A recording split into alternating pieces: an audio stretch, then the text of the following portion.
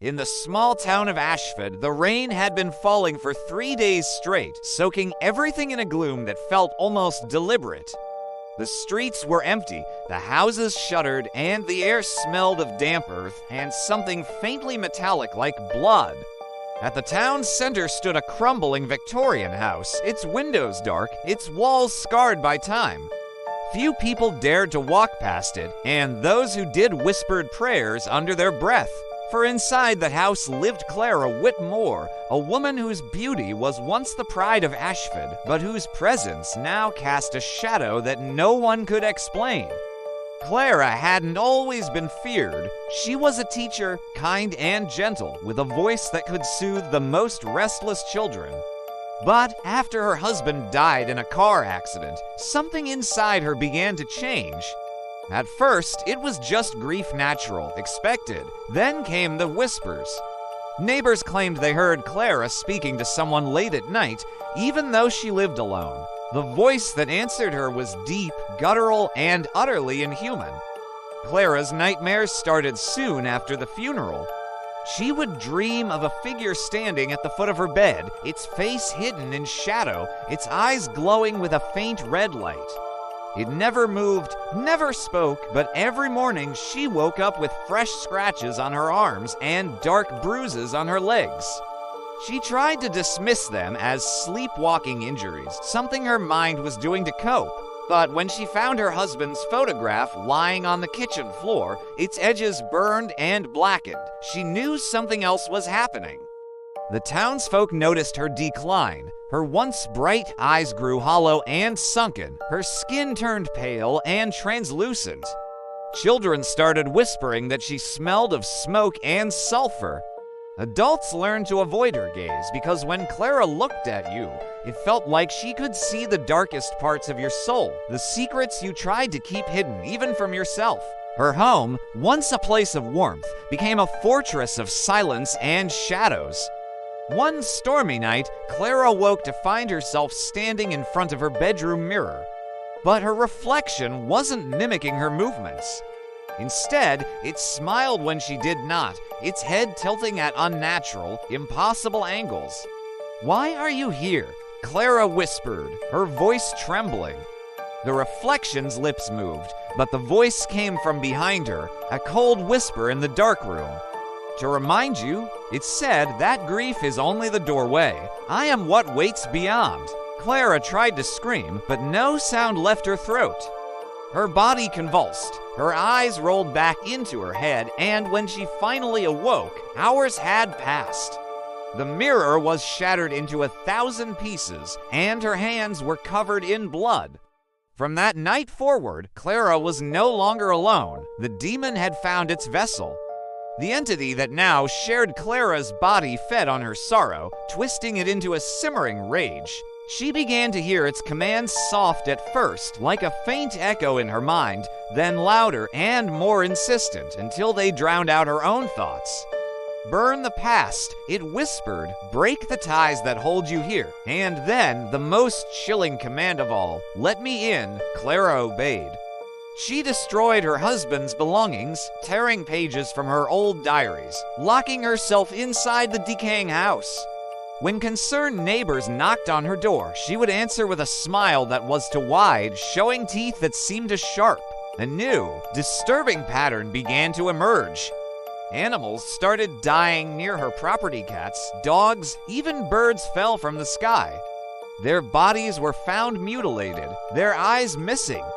Clara claimed ignorance, her expression a mask of confusion, but the townsfolk knew better. The evil that clung to her was beginning to spill out. The demon's presence grew stronger with each passing day.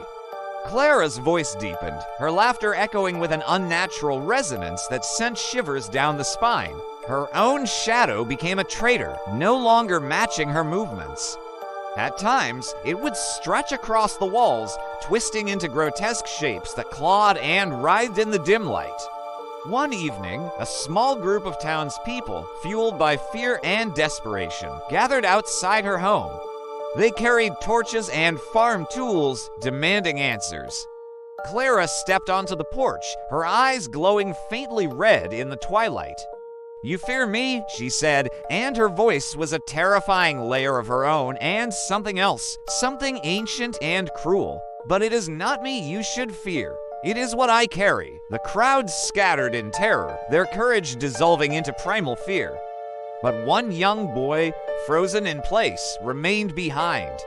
He swore he saw something move beneath Clara's skin, as if her flesh were just a thin veil stretched over something monstrous and alive. Clara's possession reached its terrifying peak when she began to lose time. Entire hours would vanish from her memory. She would awaken to find herself in places she didn't remember going, standing silently in the deep woods, kneeling by a forgotten grave in the cemetery, or holding objects she couldn't explain.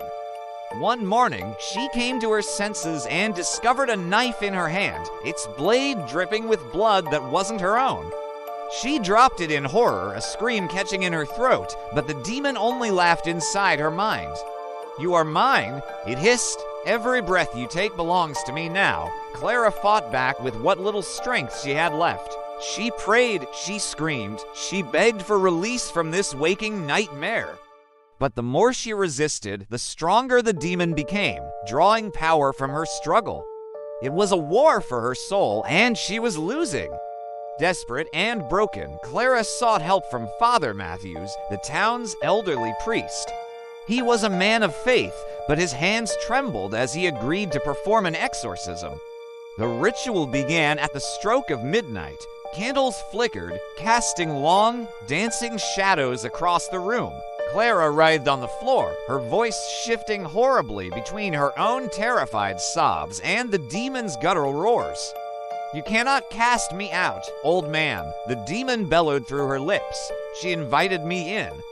Her grief was the key, and her sorrow is the crown she wears for me. Father Matthews pressed on, his voice cracking as he recited the sacred prayers, sprinkling holy water on her convulsing form.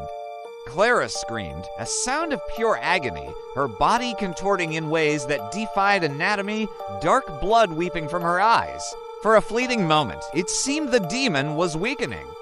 But then, Clara rose from the floor, levitating inches above the ground, her mouth opening impossibly wide as a chilling, inhuman shriek filled the room.